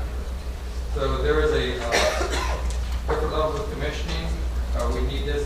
Actually, it's a very good idea. We were thinking about the work became ordinance to improve the HVAC systems in our new facilities and increase the effectiveness of those facilities and overall reduce the total cost of energy and efficiency. So this is an investment that will pay a return. Again, just a discussion item tonight, so any questions or comments on that? All right, seeing none, moving on. And waiver action, then what, no action is required tonight, but what would the action be on this petition? We're issuing a solicitation. We'll bring back the qualifications. Actually, it's a bunch of qualifications depending on because they're engineering services for the most part. Evaluate those and bring those back to the board. It'll probably be April. Okay. All right, next item on the agenda is solicitation for asphalt repair at Byron P. Steele High School. Mr. Rivera. Thank you, Mr. President. This is an EPP item. Solicitation is being prepared for the asphalt repair project, approximately 1,200 linear feet at the Steele High School campus. You've been on that road. We know that it doesn't need assistance. A bid opening date has been selected for March 6th. We'll bring it back to the board, hopefully in March if we can turn around the evaluation in time. Any questions? So that's coming back in March? Yes, sir. That's our plan. And the previous one, I believe you said that would come back in April? Yes, sir. All right, next item on the agenda, reconveyance of water line easement to the city of Schertz. Mr. Rivera. Yes, sir. We have a large project that's going to begin very soon. We've also already examined additional renovation on the roof project. Upon examination and the preliminary planning, we realized that the new building will be actually going over an existing water line. And our engineer, our scientist of this project, is working with the city of Schertz to agree on a repositioning of that water line. And once we have the position established, they'll provide us a means and balance description. We'll be bringing back a new easement for that water line once it's been moved. We'll vacate this easement and then we'll create a new easement with the city of Schertz. What does it mean by get it out of the corner of the new gym and into the proposed project? What's the proposed project? The road alongside where the new building will be going up. Mr. Christie, you want to add to that? The new auxiliary gym that will be added onto the side of Beard, there's a water easement that will cut it. The corner of the new auxiliary gym will sit on top of that water line. get out of there, so we're going to move it into that exit lane that comes into Elba, so that it's not in the parking lot, but it's in an area that's accessible for repair, if needed. Okay, so, which means, I mean, we're talking about a water line underneath the ultimate roadway that goes through there. Yes. So we're gonna have to tear up that roadway in the meantime. Yes. But, so the exit over there will no longer exist for a while? For a short time, it won't take long. Once we get moving on to that and move that water line over, it'll be a minimum impact. We'll probably do it over summertime. We're going to have greater challenges. If that's the biggest one, I'm going to be very happy. All right, everyone okay with that? All right, thanks guys. Will that be in March? That could, that's Possible. kind of out of our control. We are applying pressure where we can with our engineer and the city of Schertz to try to help us turn that around. We don't want to wait too long on that because we anticipate making the award in April to the general contractor for this project. We'd like to have this included in that project. Okay, The so- water line replacement. So the easement itself will come back in either March or April? Yes, sir. I'm not sure yet. All right, next item, number 10, solicitation for electronic access control replacement. Mr. Rivera? Thank you, Mr. President. This is an unusual project in that it's funded from two different sources.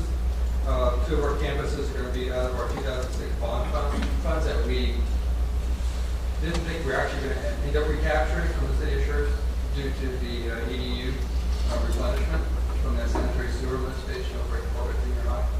However, we are getting funds back, and that's being put into the projects that were in the 2006 bond. The other part, the other three campuses are going to be out of the EPP and our general operating fund. So this will be going out, and we plan on bringing that back in March as well for approval after our review. Any questions? All right, so that's coming back in March? Yes, sir. All right. Next item, solicitation for bank depository services, Mr. Rivera. Bank depository services is something we don't do every year. We could do them every 2 years, a 2-year contract. Now we have up to two-year extensions, so we're at the end of 6 years with Schertz Bank. And we need to go back out and solicit all the banks that exist, have a physical bank in our school district. We're sending invitations to each of those banks. I think there's about seven banks. And inviting them to submit proposals. We anticipate those coming back in April to the actual board. All this has to be sorted out by June 15th.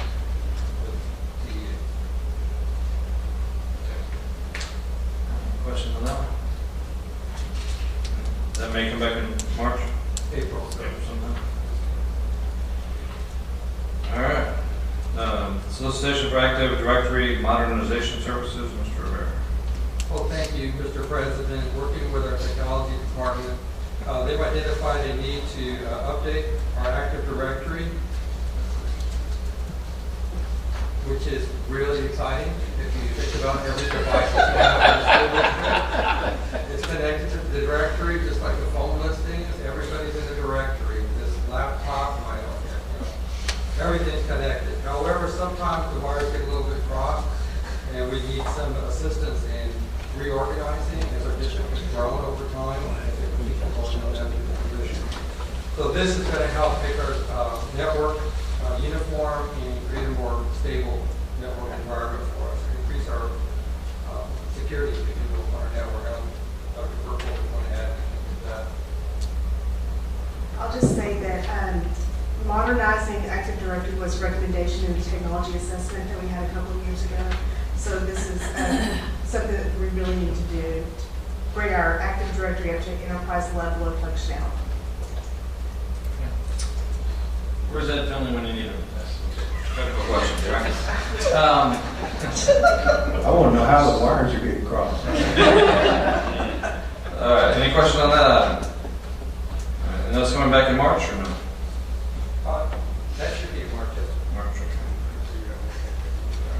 All right, next item, memorandum of understanding with the Texas Department of State Health Services, Mr. Rivera. Working with Mr. Tye on this, we were approached by a representative from the state of Texas Department of Health Services. Every 5 years, they do a survey of Texas third graders, and and they select at random certain school districts and certain campuses, and they've asked that they become Schertz. David believes that this is just another opportunity for them to assess the health of our students' teeth, and that it would be good for our students.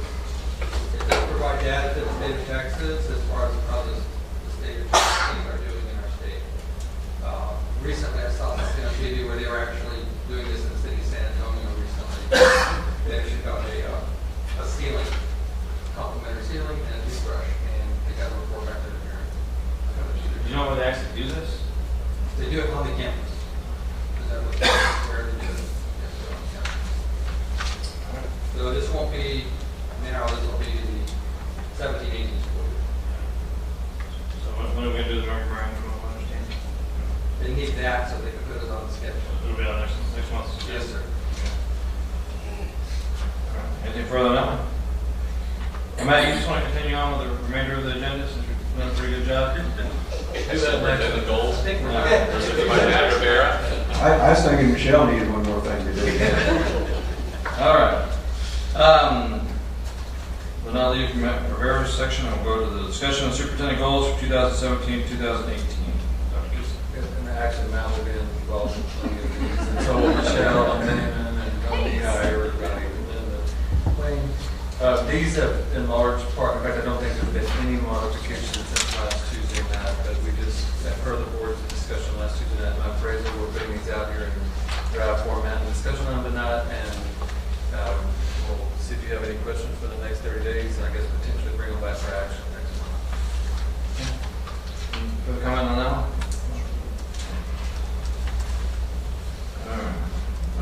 Number 15, board's consideration consensus on discussion items eligible for action under consent agenda. So, yeah, these are all discussion items. The ones that will be moved up for action at supposed to be a March board meeting. We items number 5, 6, number 8, 10, 12, and 13. Again, so if you have any questions in the meantime, feel free to ask Dr. Gibson. Otherwise, we'll have those back. We'll put them on the consent agenda. You can always feel free to request that those be pulled for individual discussion. Otherwise, we'll vote on those as a whole. Okay. Answer that? Gary, Mr. President, the number 9 may come back, the water line. Sure. Is that correct? The reconveyance of the water line may make it back. And then, do you all want me to put my goals in consent, or do we want to have them on action? Let's go ahead and include that in the consent agenda. Okay. All right. Everybody okay with that? Yes. Okay. All right. Having said that, the consent agenda, section B. Does anyone have any particular item they would wish to pull for specific discussion? No. Seeing none, we have a motion on the consent agenda.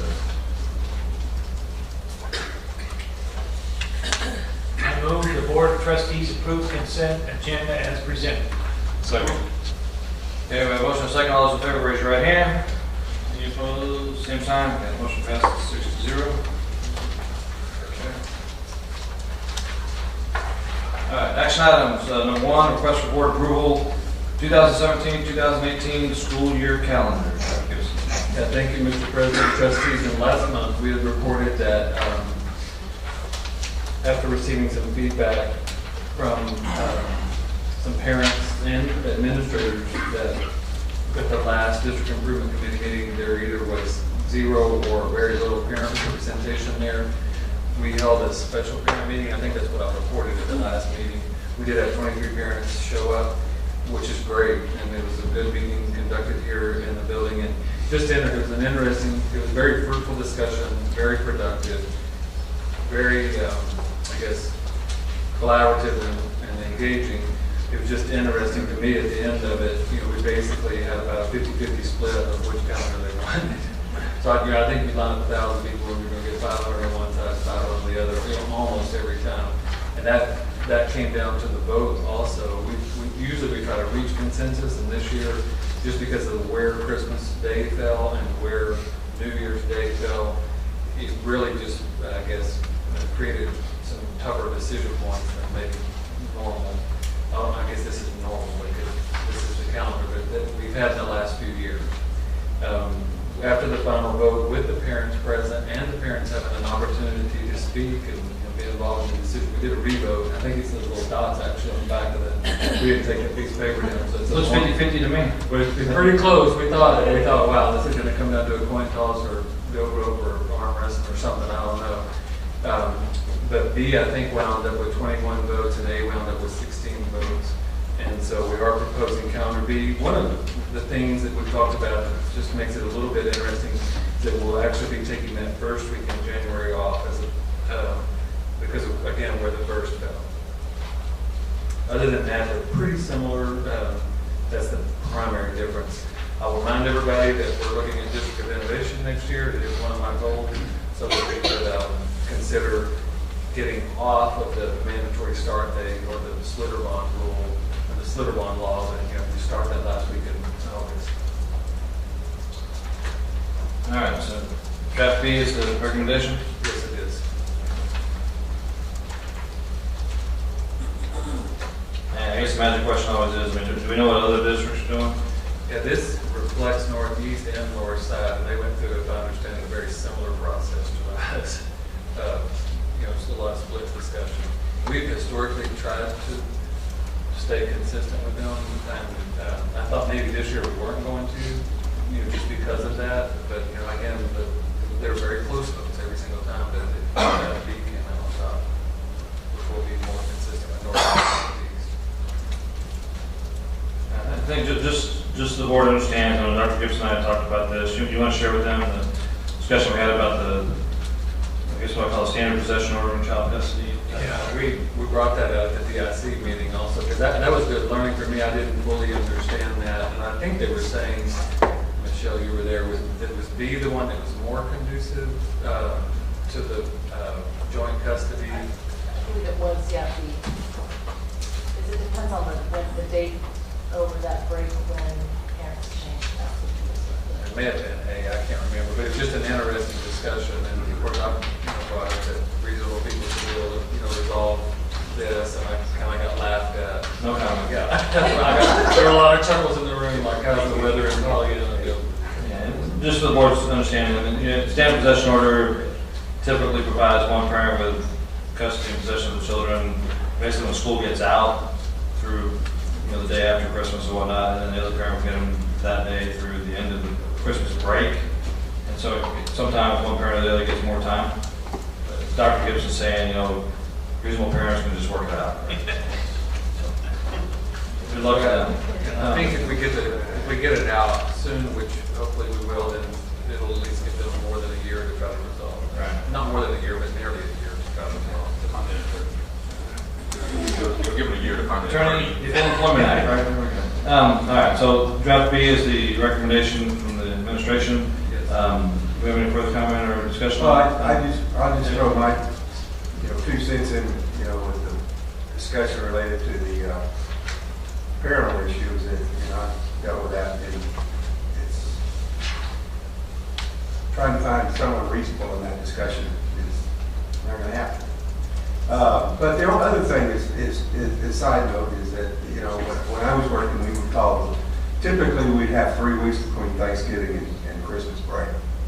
And there would be a name we call that 3 weeks from throw in whatever you want to throw in. With calendar B, it's going to be 4 weeks. It's going to be rough. It's going to be rough. We teach harder. Yeah, everybody I know likes calendar, right? Well, we follow the process. I hear you. All right. Do we have a motion on this side? Mr. President, I move that the Board of Trustees approve the 2017-2018 school year calendar draft B as presented. Second? Second. We have a motion and a second. Any further discussion, comments? All those in favor, raise your right hand. Any opposed, same sign? Okay, motion passes 5-1. Next item on the agenda, request for board action. Board resolution concerning the A through F accountability rating system for Texas public schools, and just draw your attention, that's on agenda page 9. Yeah, it's the same that we looked at last month. One addition was the very last whereas per the board's request,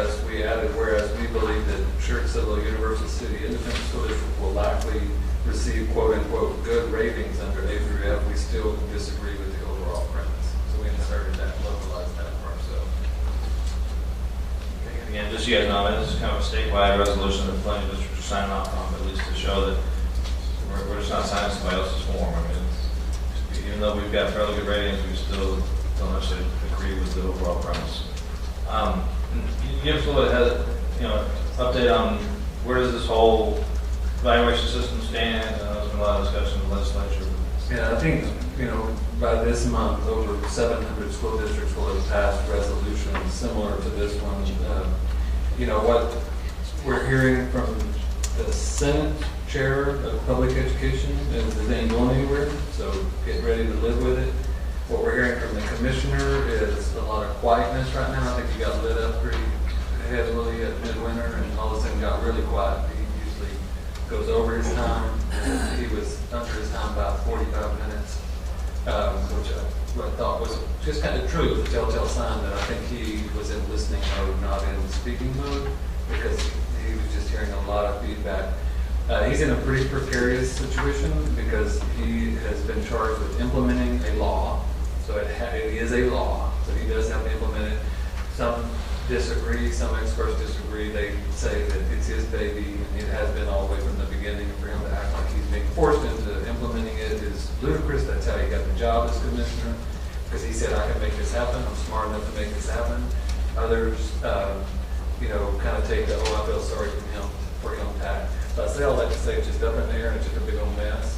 And we're just going to have to see what sticks once they throw it all against the wall. Didi, we need to sign these tonight? Yes. All right, we have any further discussion on that? Do we have a motion? Mr. President, I move the Board of Trustees approve the resolution concerning the A through F accountability rating system for the Texas Public Schools as presented. I second. We have a motion and a second. All those in favor, raise your right hand. Any opposed, same sign. Motion passes unanimously. All right, at this time, the board's going to go into closed session pursuant to Texas Government Code sections 551.074 and 551.072 discussion pertaining to employment of campus principal for Watts Elementary, discussion pertaining to employment of athletic coordinator, head football coach at Byron P. Steele High School, discussion pertaining to other employment of contractual personnel, and discussion pertaining to the extension of the superintendent's contract. So, we're now going to reconvene or go into closed session 9:37 p.m. and we were going to go to the superintendent's office, and we will come out as soon as closed session is completed. All right. Session, and before we're going further, I don't think you were here last time, but Mr. Lenhoff, we appreciate you. Welcome you to the world of board service, being here until 10:30 at night. All right. I would say it's not always like this, but it's always like this. From here on out, right? Okay, just had closed session, discussed a few items solely related to those issues on the agenda. We now have several action items consistent with what we discussed in closed session. First item is request for board action, employment of a campus principal for Watts Elementary. Ms. Cannon, anything to add? No. Do we have a motion to the board? I move that the Board of Trustees approve the employment of campus principal for Watts Elementary School for the 2016-2017 school year as approved in the closed session. Presented in the closed session. Okay. Do we have a second? Okay, motion and second. Any further discussion or comments? All right, all those in favor, please raise your right hand. Any opposed, same sign. Okay, motion passes unanimously, 6-0. Next item, request for board action, employment of athletic coordinator, head football coach for Byron P. Steele High School. Ms. Cannon, anything else? Do we have a motion on that item? Mr. President, I move that the Board of Trustees approve the employment of the athletic coordinator, head football coach for the 2016-2017 school year as discussed in closed session. Second.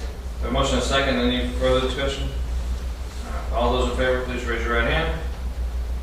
Okay, that motion also passes unanimously. Congratulations to two of those folks that we discussed in closed session. And we'll shortly know who they are.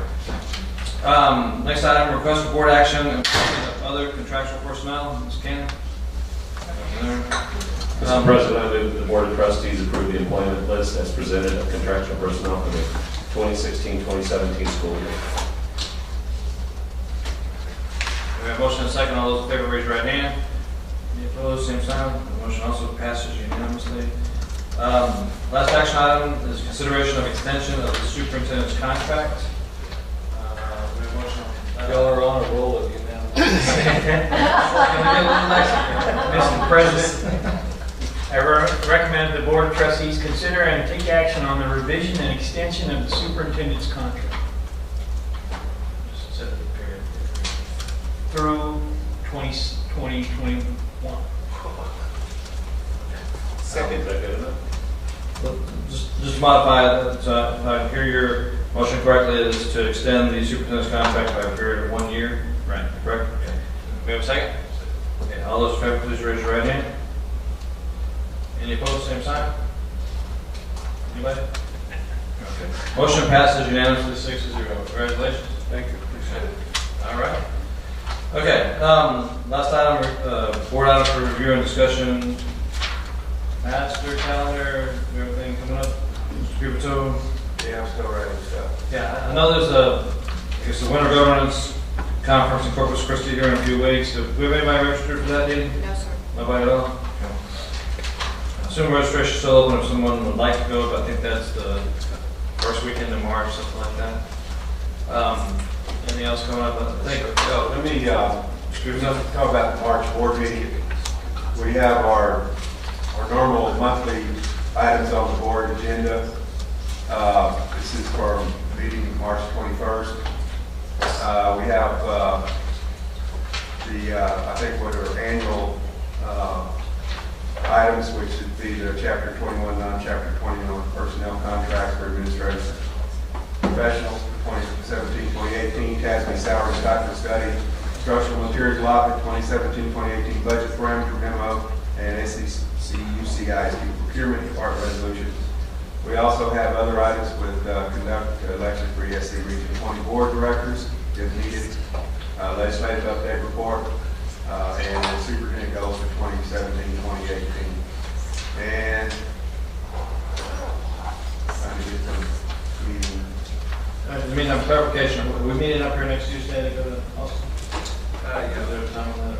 there's not a time yet. Again, we've had a little shortage of staff due to flu, but we'll get that out tomorrow. I am not getting the calendar to come up.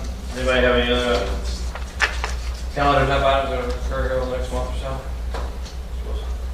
Sorry, I cannot. It's not an item, an item that we might want to look at more cookies for some of these guys on the nights when we have like 300 kids over here because I don't even think we're taking care of the half of the kids that are out there. Anyway, just kind of joking there. All right, anything further? All right. With that, I guess we stand adjourned at 10:31 p.m.